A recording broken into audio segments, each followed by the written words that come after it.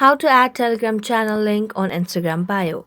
Hello everyone, welcome to this channel. I'm Emily and I'm here to help you out today. So without any delay, let's get started. Now first of all, what you simply need to do is launch the Telegram application on your device and make sure you're logged into your account and then head on to your channel. Now, as I've already logged in my account and tap on the channel, so just tap on the channel name over here. Here, tap on the three dotted lines at the top right corner of the screen.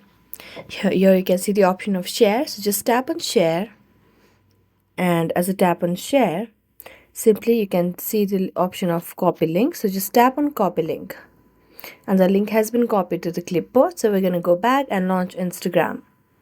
As we launch the Instagram application, simply make sure you have logged into your account, so tap on your profile, and as you tap on your profile, simply tap on edit profile.